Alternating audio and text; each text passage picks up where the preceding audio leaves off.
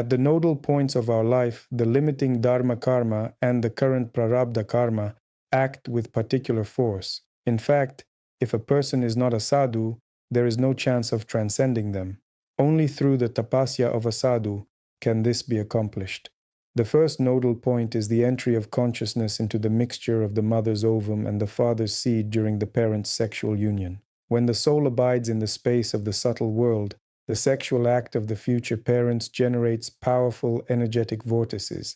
The vortex draws the soul into the union with the mother's ovum and the father's seed, and consciousness becomes bound to these rebirth-producing secretions. If the soul was in an intermediate state without a body, now it is obliged to incarnate. Conception has occurred, the embryo is forming, and the soul cannot depart.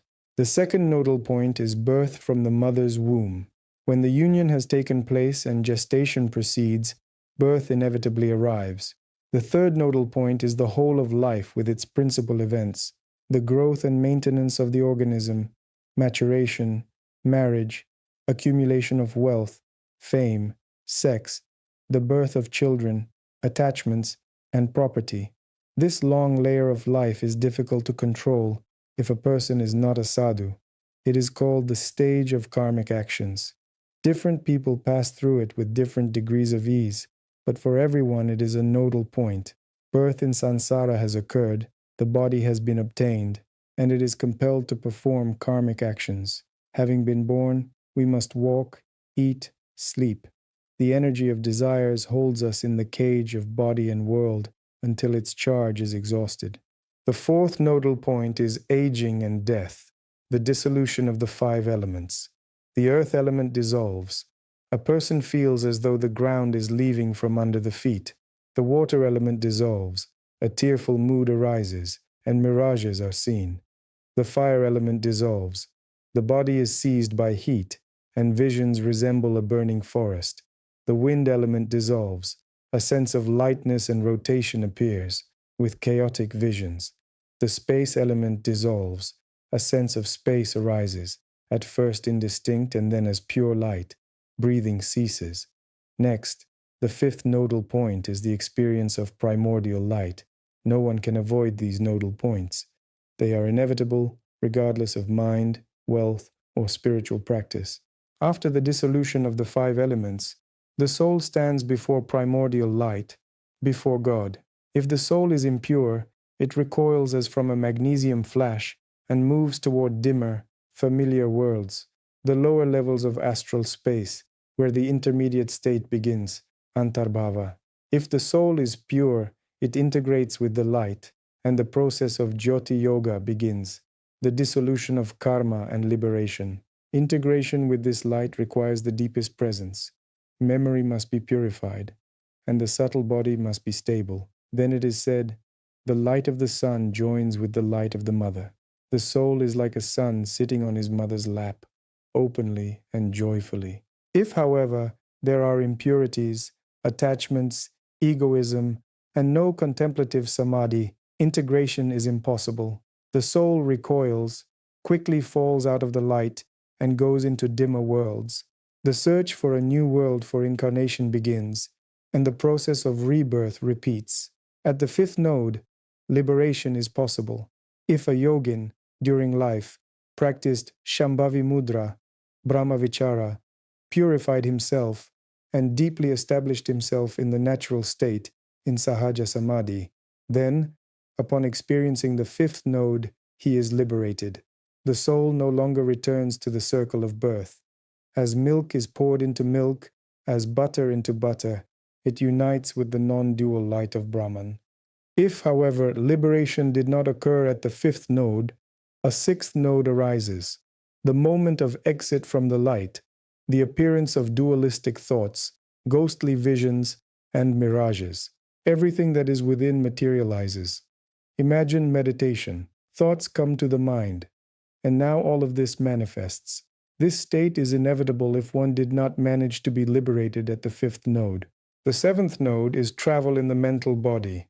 From scattered impressions, a mental body is formed, which gradually ceases to resemble the former one and creates a new configuration, closer to the body of future birth. the mental body travels in the intermediate state. It encounters deceased relatives, gods, spiritual mentors. It moves with the speed of thought, sees past and future incarnations, and understands the structure of karma. It moves according to the laws of karma, and it is impossible to stop it without being a sadhu. A sadhu who practiced Nidra Yantra and the yoga of the illusory body has an opportunity at this stage to be liberated. He can transform into a Jnana Devata, a Dhyana Devata, or Bhagavan Dattatreya, recall the instructions, the key points of the illusory body, understand bhava, spanda, jyoti, and so forth. With the help of mantra and visualization of the seed syllable in the heart, the yogin governs the process, develops luminosity, and forms an illusory body with 32 divine signs. The eighth node is the search for a new womb. One who could not be liberated by tantric methods begins to seek a new body for incarnation. Karma carries him, and the search is inevitable. A more favorable reincarnation is possible, the closing of the gates of the lower worlds and birth in a pure land, if visualization was performed and the connection with the divine was preserved. Recommendations for closing the gates of the womb. If you see people in a sexual act, do not become involved. Resist. Imagine them as a tantric deity in union, as Bhagavan Dattatreya, and express devotion. Perform puja, say namaste, and go further. Do not follow passion. Strike it down by the force of bhava. Another method is to remember all one's merits, donations, the building of temples, and so forth. Attain an exalted bhava, and with its help avoid the lower worlds that draw one in. Once I dreamed of a situation similar to Bardo. It resembled a city with an underground passage. Along it walked an elderly man, like a spirit. Other spirits began to harass him, in the form of young men, trying to rob him, beat him, or drag him somewhere. In life, this man had been a warrior, a veteran who fought for his homeland. The spirit seized him, and he did not know what to do. Suddenly he remembered his merits. He fought for his homeland and had medals and orders. Suddenly awards appear on his clothing. Experiencing rapture and recollection of his merits, he addressed the spirits with great force. I fought for my homeland. I suffered, spilled blood. Away.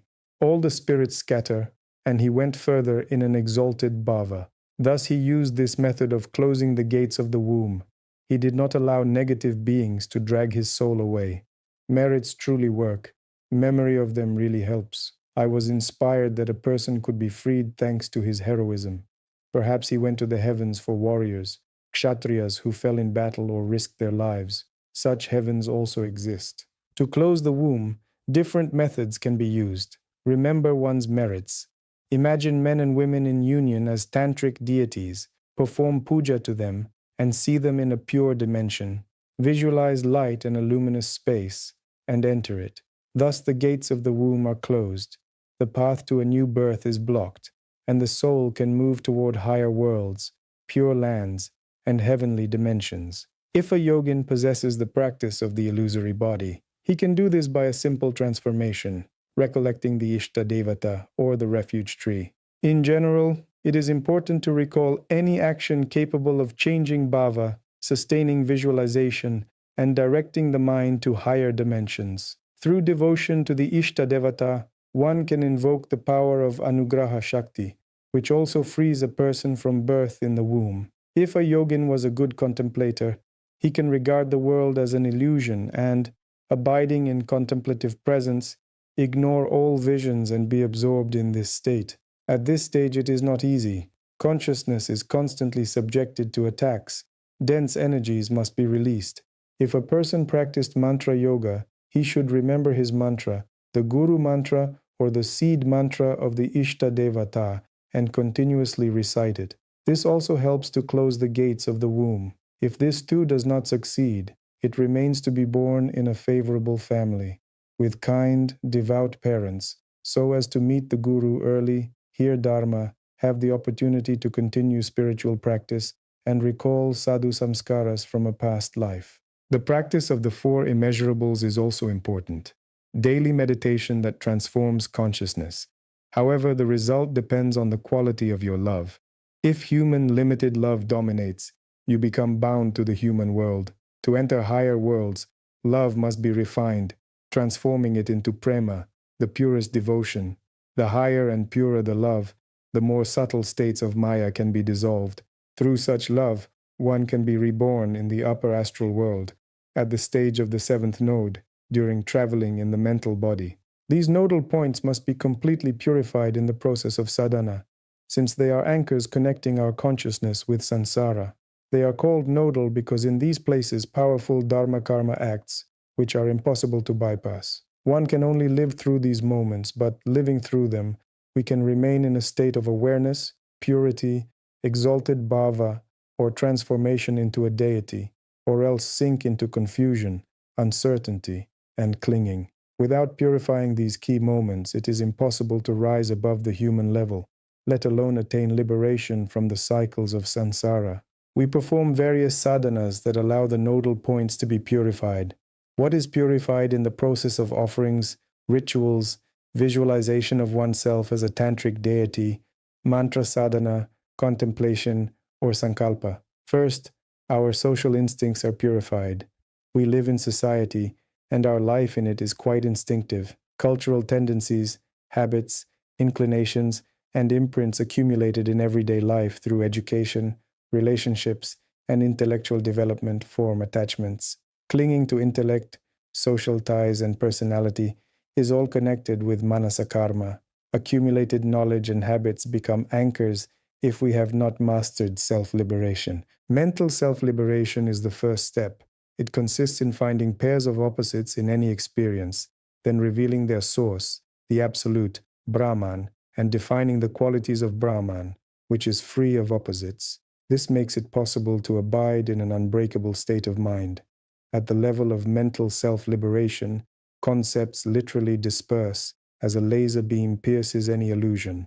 Clinging is purified through the sadhanas of the chosen deity or through contemplative self-liberation. When the conceptual mind dissolves, we become free and learn to abide in a more non-dual empty state. Then work with memory begins. Images, samskaras, and moods from past lives emerge from within. This is the most difficult stage of practice because it is impossible to imagine in advance how much is inside. The yoga of the illusory body, abiding of the mind like the sky, mantra sadhana, ritual practices, guru yoga, worship, philosophy, and analysis. All these methods help to purify the dense memory of the subtle body. The subtle body consists of images, subpersonalities, alter egos, thought forms, and projections, everything that forms our subtle body. The practice of samskara shuddhi makes it possible to recall specific samskaras, replay them, and dissolve them. If one's capacities are strong, there is no need to immerse in every detail. Liberation occurs through those methods in which the practitioner is strongest. Deep work is possible in the samadhi of the subtle body. For example, a siddha, possessing the ability to completely erase causal connections, can change the past, and the consequences will manifest in the current life. This is comparable to traveling in a time machine. Interference in the past is reflected in the present. Complete erasure of samskaras is possible at the stage of savikalpa samadhi, with detailed vision of all connections.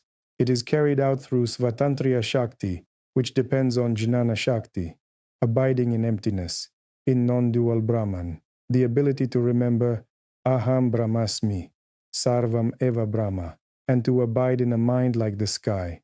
Svatantriya shakti makes it possible to unite this state with experiences, emotions, thoughts, obscurations, and dissolve them. For a practitioner, both forces are extremely necessary, Jnana Shakti and Svatantriya Shakti. Without them, it is impossible to purify the nodal points completely and to overcome the anchors of samsara.